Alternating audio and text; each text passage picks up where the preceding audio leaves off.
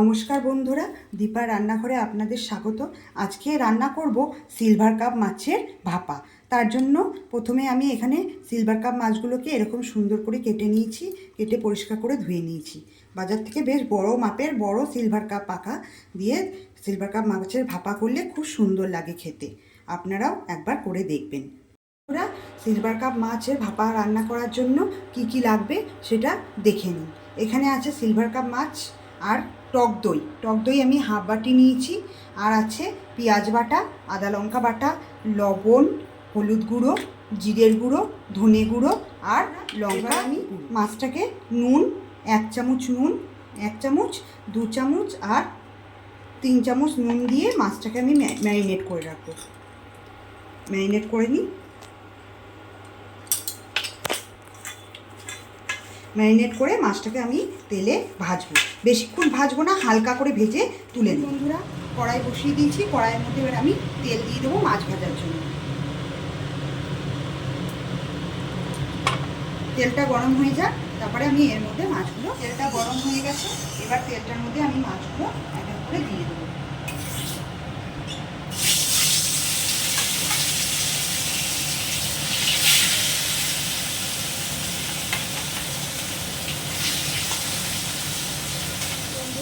Silver cup মাছের marinate করার জন্য আমি কী কী নিচ্ছি দেখে নিই। এখানে আছে হাফ বাটি দই, ওটা আমি পুরোটাই নিয়ে নেবো। দইটা আমি পুরোটাই নিয়ে নিলাম।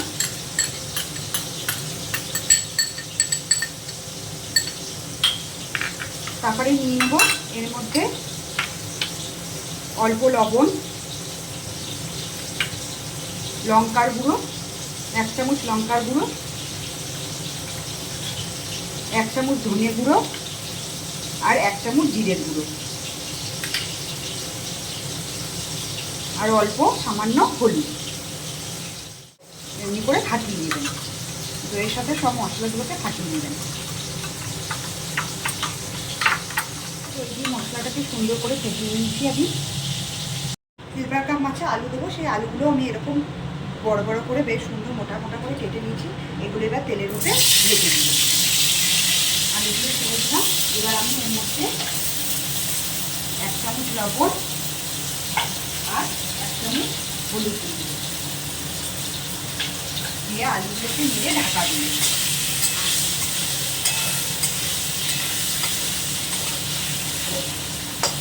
আলুগুলো নেড়ে ঢাকা দিয়ে দিলাম। আলুগুলো একটু সেদ্ধ হোক, তারপরে আবার আলুগুলো এরকম করে আমি ভেজে নিয়েছি। এবার এইটা একটু ঠান্ডা হয়েছে, তারপরে আমি এবার এইটাকে যে দই দিয়ে ব্যাটারটা রেডি করে রেখেছিলাম ওটা দিয়ে এবার মাছগুলোকে ম্যারিনেট করে নেব।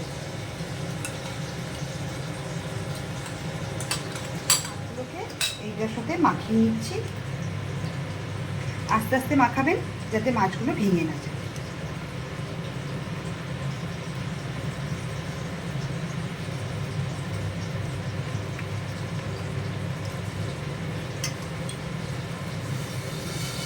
আমি ভালো করে ব্যাটারটা দিয়ে মাখিয়ে নিয়েছি। এবার এইটাকে আমি এই 10-15 মিনিট ফ্রিজে রেখে সেট করে নেব। বন্ধুরা, আলুগুলো বেশ সুন্দর লাল করে ভাজা হয়ে গেছে। এবার আলুগুলোকে আমি তুলে নেব।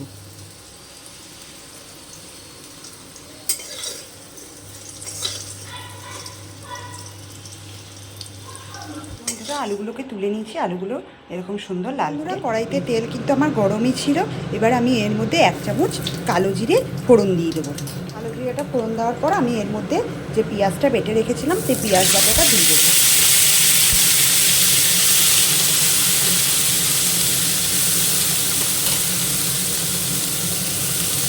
পেঁয়াজ বাটাগুলো আমি দিয়ে দিলাম, দিয়ে এবার আমি এটা নেড়ে নেব। পেঁয়াজটা একটু ভাজা ভাজা হয়ে গেলে এর মধ্যে আমি আদা লঙ্কা যে পেস্টটা করে রেখেছিলাম ওটা দিয়ে দেবো। পেঁয়াজটা অল্প ভাজা ভাজা হয়ে গেছে। এবার আমি এর মধ্যে দিয়ে দেবো 1 চামচ, 2 চামচ, 3 চামচ আদা লঙ্কা বাটা দিয়ে আবার এটাকে আমি ভালো করে নেড়ে নেব। নেড়ে নিয়ে এর মধ্যে দিয়ে দেবো আমি হলুদ গুঁড়ো 1 চামচ, হলুদ গুঁড়ো 1 চামচ, হাফ চামচ হলুদ গুঁড়ো দিলাম। 1.5 চামচ হলুদ গুঁড়ো দিলেই হবে। দিয়ে এটাকে ভালো করে আবার নেড়ে নেব। আমার ভালো বেশ সুন্দর ভাজা হয়ে গেছে, বেশ সুন্দর ভাজা ভাজা হয়ে গেছে। এবার আমি এর মধ্যে অল্প জল দিয়ে দেবো। অল্প জল দিয়ে আমি যে আলু কটা এখানে নিয়েছিলাম সে আলু কটা দিয়ে দেবো। দিয়ে ভালো করে নেড়ে নেব। একটু মশলা দিয়ে ভালো করে নেড়ে নিয়েছি। এবার আমি জল দিয়ে দেবো, পরিমাণ মতন জল দিয়ে দেবো, যাতে মাছগুলো আমি এর মধ্যে দিতে পারি।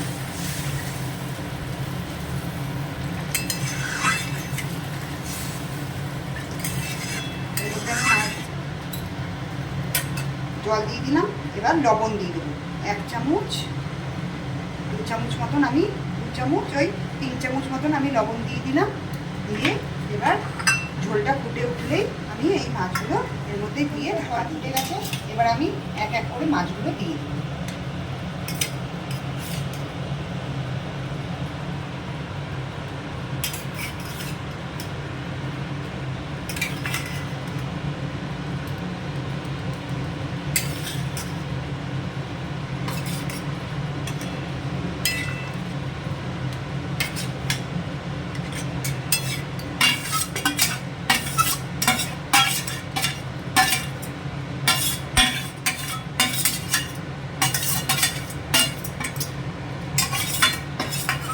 আমার যে মশলাটা লেগে থাকবে সেটাও আপনারা ভালো করে কাচিয়ে দিয়ে দেবেন, আর জল দেবেন না কিন্তু। ভালো করে মশলাটা দিতে হবে। এর মধ্যে অল্প সামান্য একটু গরম মশলা গুঁড়ো দিয়ে দেবেন।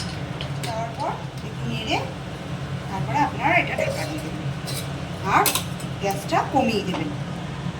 এবার এটা আস্তে আস্তে হোক। এই যে আমার সুন্দর সিলভার কাপ মাছের ভাপা তৈরি হয়ে গেছে। এবার আমি এটাকে সার্ভ করব। আমার সিলভার কাপ মাছের ভাপা তৈরি হয়ে গেছে।